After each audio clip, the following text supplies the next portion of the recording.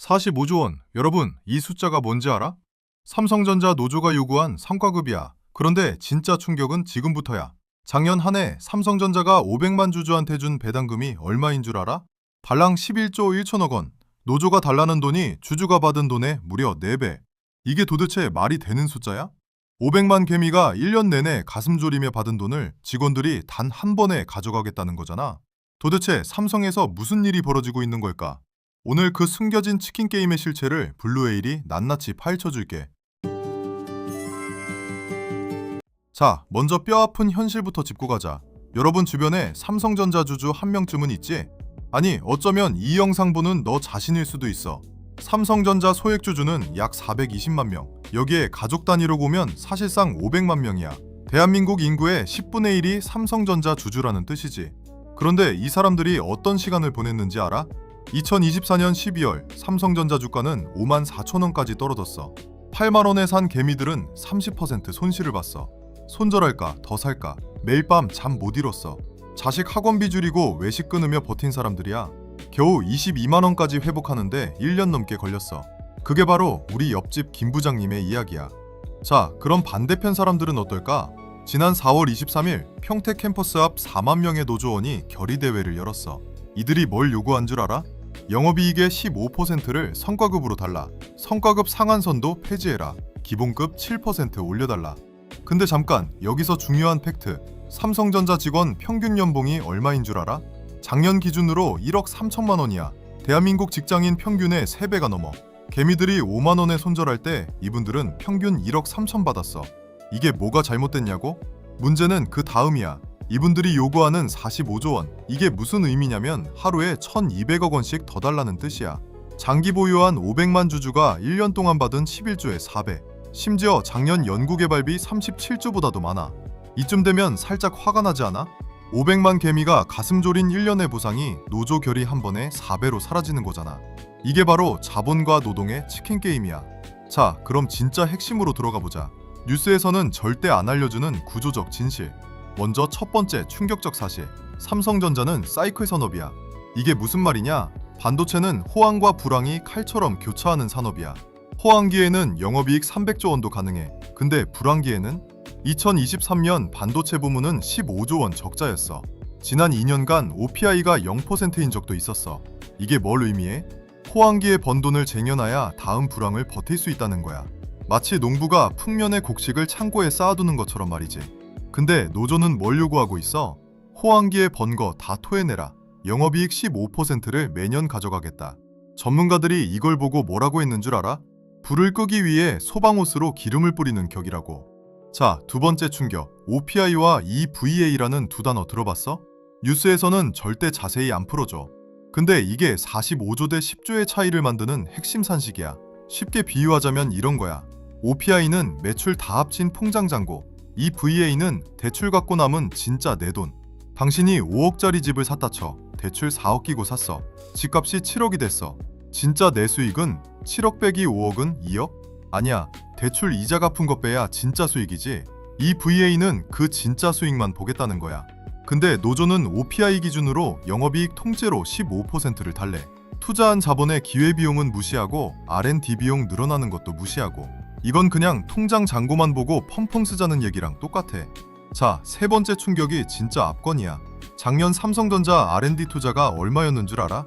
37조 7,548억 원. 올해는 시설 투자 합쳐서 110조 원을 쏟아붓는다고 발표했어. 왜 이렇게까지 해? 지금 중국 CXMT가 D램에서 무섭게 추격 중이야. 대만 TSMC는 파운드리에서 압도적 1등이고 미국 마이크론도 HBM에서 치고 올라와 1년에서 2년만 뒤쳐져도 삼성은 끝나는 거야. 이런 상황에서 45조 성과급을 빼간다? 이게 바로 노조의 도덕적 해이야. 회사가 망해도 내 보너스는 챙기겠다는 심리. 이게 바로 유리 위에 세운 성이라는 거지. 지금 잠깐 화려해 보여도 발 한번 잘못 디디면 와장창. 자, 이제 진짜 무서운 얘기 시작이야. 이 사태가 단순히 삼성전자만의 문제일까? 절대 아니야. 여러분, 코스피 시가총액의 24%가 삼성전자 한 종목이야. 쉽게 말하면 한국 주식시장의 4분의 1이야. 삼성전자가 흔들리면 코스피 전체가 흔들려. 자, 지표 하나 보여줄게. 파업 리스크가 본격적으로 터진 4월 24일. 외국인이 단 하루에 1조 772억 원을 순매도했어. 단 하루야. 이게 뭘 의미하는지 알아? 대탈출이 시작됐다는 신호야. 외국인은 삼성전자 주식의 절반을 들고 있어. 이들이 진짜 빠지면 코스피는 쑥대밭이 돼. 근데 이게 끝이 아니야. 더 무서운 게 있어. 삼성전자에 부품 납품하는 협력사가 몇 개인 줄 알아? 1764개 기업. 평택 캠퍼스 라인 하나당 약 3만 명 고용을 만들어. 삼성이 18일 멈추면 이 1764개 회사가 동시에 멈춰. 평택 상권은 야반도주하는 자영업자로 가득 찰 거야. 그런데 진짜 살벌한 건 그 다음이야. 엔비디아 같은 빅테크들이 삼성 공급업체에 점수를 매기고 있어.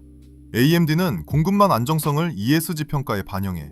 엔비디아는 분기마다 평가해서 물량을 배분해. 파업 리스크 한 번이면 점수가 떡락이야. 그러면 이 물량이 어디로 가? TSMC, 마이크론, SK, 하이닉스로 가. 이미 대만 언론은 환호하고 있어. 삼성 멈추면 우리한테 기회다. 여러분, 이게 뭐야? 한 번 떠난 고객은 절대 안 돌아와. 반도체는 공정검증에만 수년이 걸리거든. 마치 단골 손님이 옆 가게로 옮긴 것과 같아. 다시 우리 가게에 오게 만드는 건 사실상 불가능해. 삼성의 글로벌 1위 자리가 무너지는 시한폭탄이야. 자, 그럼 환율은 어떻게 될까? 외국인이 30조 원 순매도하면 그 달러 어디로 가? 다 빠져나가. 원화 가치는 떨어지고 환율은 폭등해. 수입 물가가 오르고 라면값, 우유값이 또 오르겠지. 여러분, 장바구니 물가가 흔들리는 거야. 이게 바로 코리아 디스카운트의 심화야. 한국 주식은 무조건 외국 주식보다 싸게 거래되는 저주.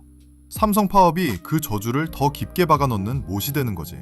500만 대미가 손해보고 1764개 협력사가 흔들리고 평택 상권이 무너지고 환율이 폭등하고 대한민국 경제 전체가 패닉셀링에 빠지는 시나리오.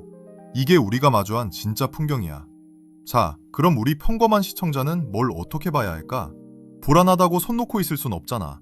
내 자산을 지키려면 명확한 숫자형 지표를 봐야 해. 내가 5가지만 콕 짚어줄게. 필기 준비. 첫째, 4월 29일 수원지법 가처분 신문 결과. 삼성전자가 노조의 위법쟁이 행위 금지 가처분을 신청했어. 법원이 손을 들어주면 파업 동력이 한풀 꺾여. 받아들여지지 않으면 5월 21일 파업 강행이야. 이 결정이 단기 주가의 첫 번째 분기점이 될 거야. 둘째, 5월 21일 D-Day 실제 파업 참여율. 2024년 7월 파업 때는 참여율이 15%에 그쳤어. 이번엔 40%로 추정돼. 만약 50% 넘으면 진짜 위기야. 뉴스 보면서 참여 인원수를 꼭 체크해. 셋째, HBM 현물 가격 추이. 파업 리스크만으로 메모리 가격이 들썩여. 특히 AI 서버용 HBM 가격이 결정적 지표야. 드람엑스체인지 사이트에서 매주 확인 가능해. 가격이 10% 이상 급등하면 위험 신호야. 넷째, 외국인 누적 순매도 규모. 3월 한 달에만 외국인이 약 30조 원을 팔았어. 여기서 추가로 5조 원 이상 순매도가 나오면 코리아 디스카운트가 본격화된 거야. 한국거래소 사이트에서 매일 확인할 수 있어. 다섯째, SK하이닉스 대 삼성전자 주가 격차. 지금 SK하이닉스만 신고가를 갈아치우고 있어. 4월 24일 SK하이닉스 4.9% 오를 때 삼성은 0.9%였어. 이 격차가 더 벌어지면 시장은 이미 답을 정한 것이야. 자, 이제 마지막으로 진짜 중요한 얘기. 우리는 노조의 적이 아니야. 근로자의 정당한 권리는 헌법이 보장해. 하지만 45조라는 숫자는 정당함을 넘어선 욕심이야. 연봉 1억 3천 받으면서 회사 미래를 담보로 잡는 건 도덕적 해이야. 그리고 사측도 책임을 피할 수 없어. 이 VA인이 OPI인이 산식부터 너무 불투명해. 예측 가능한 보상 시스템을 만들지 못한 책임이 있어. 500만 개미는 어느 편도 아니야. 그저 회사가 잘 굴러가서 주가가 오르길 바랄 뿐이지. 이번 사태가 우리에게 주는 교훈은 명확해. 대장주 한 종목에 몰빵하지 마라. 삼성전자만 들고 있으면 이런 리스크에 100% 노출돼. SK하이닉스, 미국 반도체, ETF, 분산 투자가 답이야. 5월 21일까지 약 3주 남았어. 그 사이에 협상이 타결될 수도 결렬될 수도 있어. 내가 알려준 5가지 지표를 꼭 챙겨봐. 이 영상이 도움됐다면 좋아요, 구독 부탁해. 격동의 5월, 우리 모두 똑똑하게 살아남자. 이상 블루웨일이었어.